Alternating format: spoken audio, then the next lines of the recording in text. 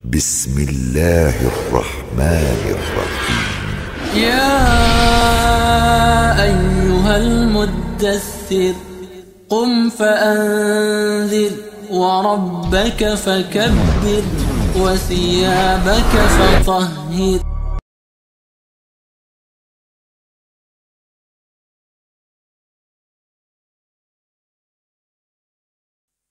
Assalamualaikum warahmatullahi wabarakatuh. Para pemirsa yang dirahmati Allah, kita ketemu kembali dalam kajian rasionalitas Qurani bersama Bapak Haji Suwan Muhammad Isa. Pada kajian kali ini kita akan membahas makna umum tentang zikir. Selama ini dalam melakukan salah satu amalan atau ritual, kita sering mendengar istilah zikir, terutama dalam bentuk ucapan yang berupa bacaan. Mungkin bisa Pak Iswan menjelaskan lebih jauh lagi apa yang dimaksud dengan zikir dalam kaitan dengan rasionalitas Quran. Terima kasih Pak Jul. Assalamualaikum warahmatullahi wabarakatuh. Alhamdulillah, semoga kita semua dalam keadaan sehat semua. Memang apa yang Pak Jul katakan tadi, konsep zikir ini merupakan salah satu hal yang paling penting, Jul ya, yang paling penting, yang paling mendasar di dalam prinsip-prinsip yang disampaikan Al-Qur'an sebagai petunjuk bagi manusia. Jadi kalau kita rekap itu setidaknya tidak kurang dari 280 kali Allah menyebutkan dan atau menggunakan kata-kata zikir ini di dalam berbagai bentuk ataupun di dalam penggunaannya. Nah, jumlah kata zikir ini, dia kalau kita lihat, kita rekap, dia sebanding dengan jumlah kata ayat yang di dalam Al-Qur'an dengan segala bentuknya itu ada 288 kali. Nah, ini kata ayat juga, ini kan sudah kita bahas di tema 25 sampai 27 yang lalu. Nah, selain itu, kata zikir dan ayat, karena tadi dia sebanding ini, dia memiliki berbagai relasi antara satu sama lainnya. Nah, ini tentang zikir dan ayatnya. Nah, kalau kita lihat kata zikir sendiri, ini dia terbentuk dari kata zakara, dia yang mempunyai makna umum yang berkaitan seluruhnya dengan hal-hal yang menyangkut kesadaran daripada manusia, awareness, atau biasa disebut rationalization. Itu rasionalisasi dalam makna umumnya gitu. Nah, dari makna umum inilah penggunaan di dalam Al-Qur'an yang kita sebut dengan kesadaran ini, biasanya juga kesadaran ini di dalam bahasa Arab, di dalam kajian-kajian dia disebut dengan wa'iyah, kata wa'iyah atau rasyadu wa'iyah itu. Nah, itu dia sebanding atau setara begitu. Nah, dari makna umum inilah kita mengenal beberapa makna teknis yang di dalam pengertiannya yang digunakan oleh Allah di dalam Al-Qur'an. Nah, disinilah dalam makna teknis inilah kita biasa menerjemahkan kata zikir ini bisa menjadi suatu kesadaran, suatu ingatan, bisa juga dalam makna yang tadi Pak Jul katakan menyebut, bisa memori, bisa ilmu pengetahuan, bisa juga ide-ide yang ada, ide-ide yang masih terpendam, ide-ide yang dikeluarkan itu, atau rasionalisasi. Nah, ini makna zikir. Atau banyak juga dalam konteks dia tentang maknanya pengkajian. Nah, tapi kalau kita lihat semua makna teknis ini, dia semuanya berada dalam satu himpunan yang tadi saya sebut sebagai makna umum daripada zikir, yaitu dalam makna kesadaran gitu. Nah, itu makna umumnya, makna kesadaran. Iya. Dari makna umum kesadaran tadi, apakah arti kata zikir ini ada kaitan relasi dengan perasaan atau rasa yang muncul dalam diri kita sebagai manusia, Pak Iswan? Nah, dulu kita pernah bahas juga tentang rasa, perasaan dalam makna psikologis gitu ya. Nah, itu malah berlawanan gitu. Nah, kalau kita lihat apa yang tadi Pak Jul katakan perasaan, nah itu dia berlawanan dengan makna sudur. Sudur kan sudah kita bahas, artinya ada yang dikatakan batok kepala, dada, dan salah satu artinya adalah rasa psikologis yang ada di dalam diri manusia yang bisa menyebabkan manusia itu sedih, gembira, terus merasa tertekan, merasa depresi, merasa dekat. Nah, perasaan aku dekat gitu katanya kan, perasaan jauh. Nah ini para perasaan-perasaan yang kita sebut dengan perasaan tadi, ini bisa dialami oleh semua manusia.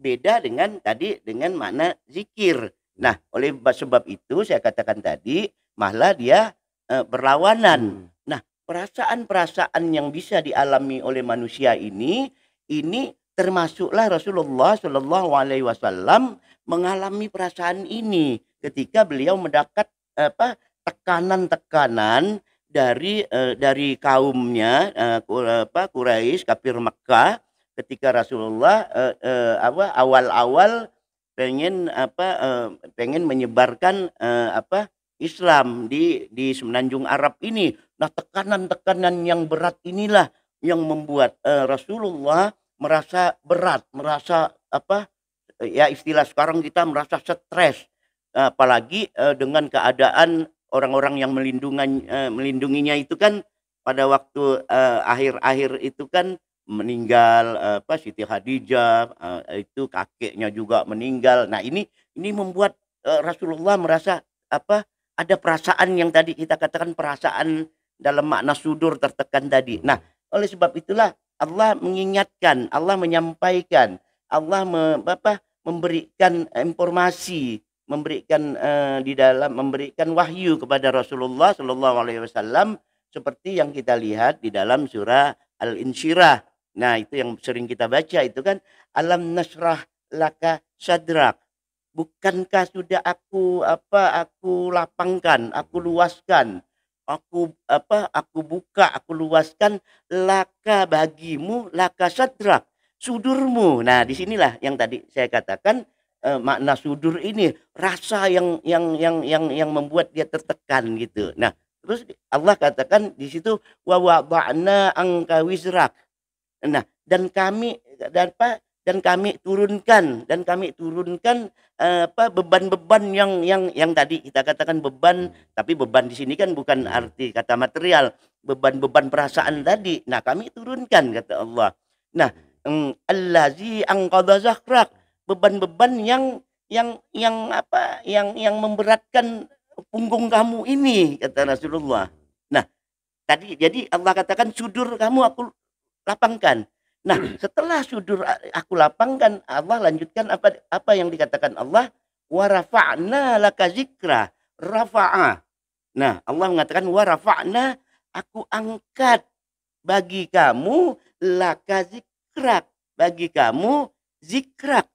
Nah, dari tadi kalau kita lihat makna tadi kan, nah kesadaran kamu tadi dengan kesadaran, dengan bukan lagi tergantung rasa, tapi yang Allah angkat itu adalah kesadaran Rasulullah Shallallahu Alaihi Wasallam, sehingga Rasulullah rasa tertekannya hilang, rasa ketakutan, stresnya tidak ada. Nah, ini Allah katakan aku angkat.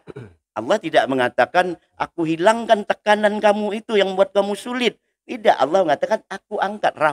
Rafa'ah ini bisa bermakna mengangkat benda material, bisa juga mengangkat dalam arti kata imaterial, dalam arti kata mental, warafa'na.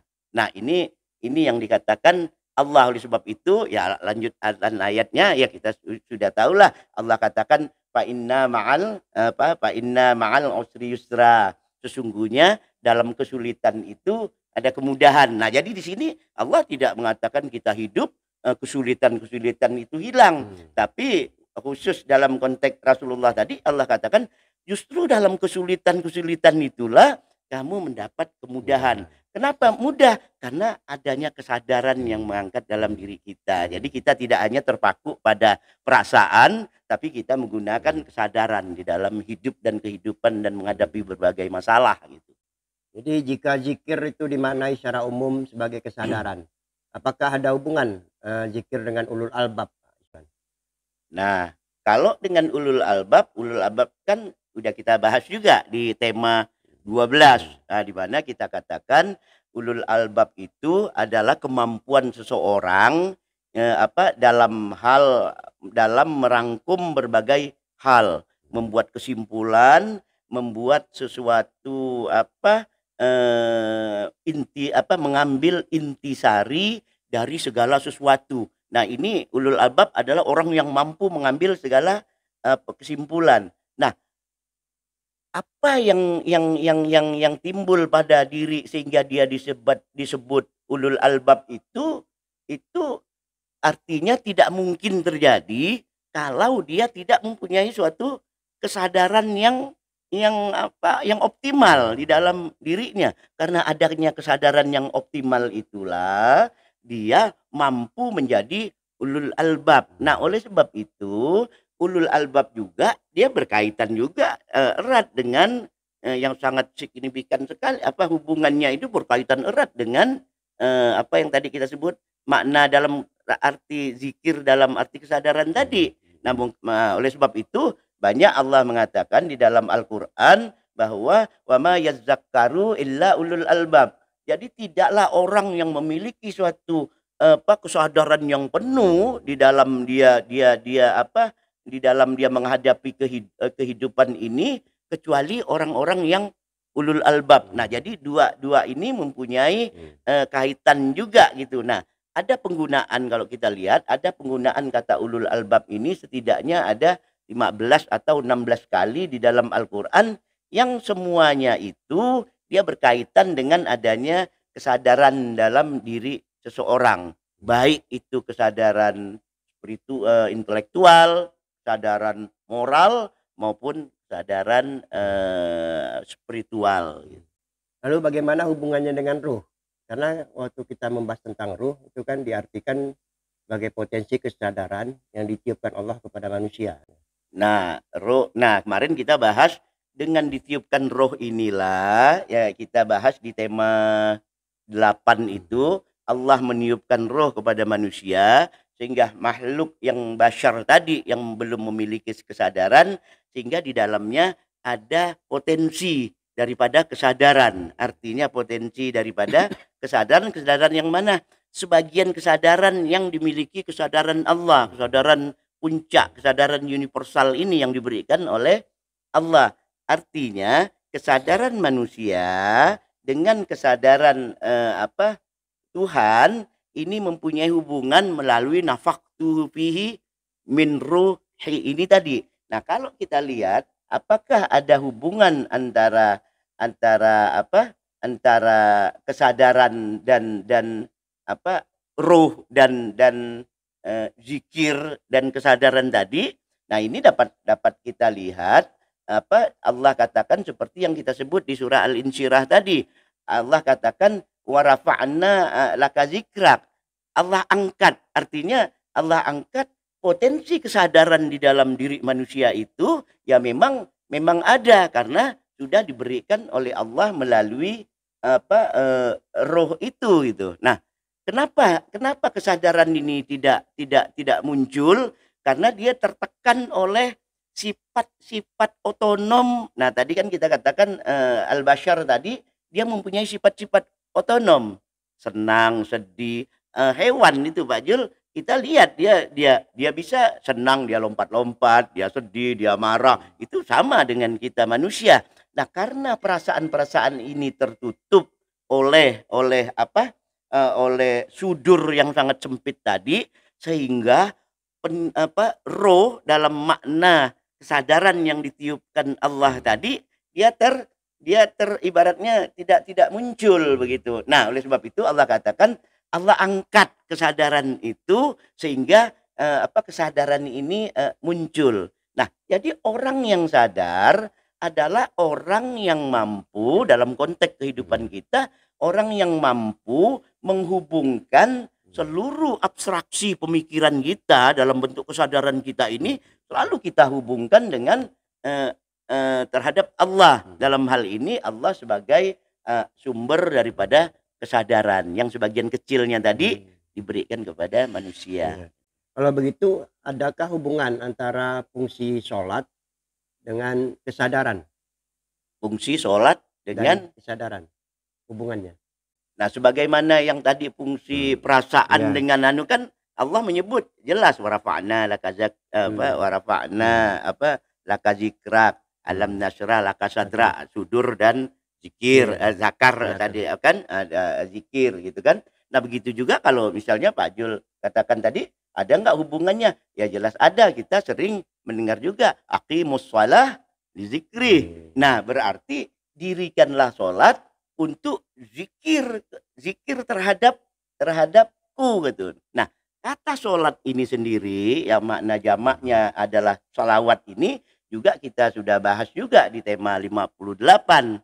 Ini kan arti sholat ini dari kata sholat ini kan artinya menghubungkan, membuka, membuat akses gitu kan. Nah, itu sudah kita bahas. Jadi salat ini fungsinya adalah menghubungkan manusia dengan pusat kesadaran. Yang dalam hal ini pusat kesadaran adalah kesadaran daripada Allah yang kita pahami sebagai ruh itu gitu. Nah, adanya hubungan inilah sehingga dia terkoneksi kan? Terkoneksi.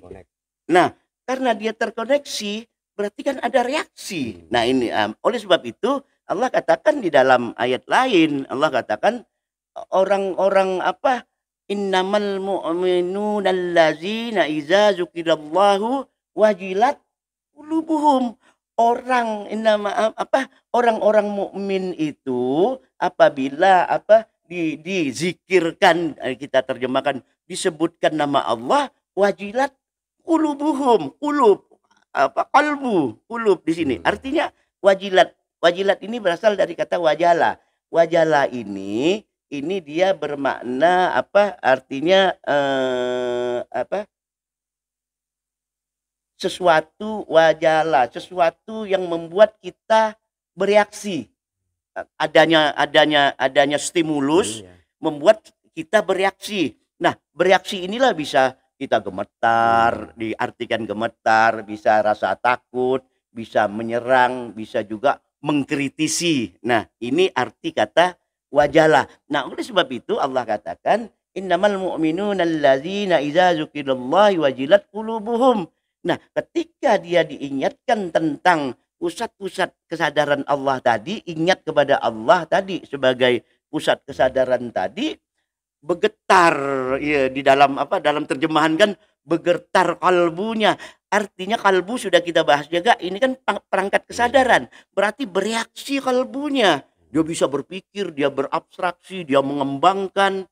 Nah, mengembangkan terhadap apa? Karena dia ingat terhadap Allah. Allah hanya bisa dikenal dengan ayat, dengan tanda-tanda.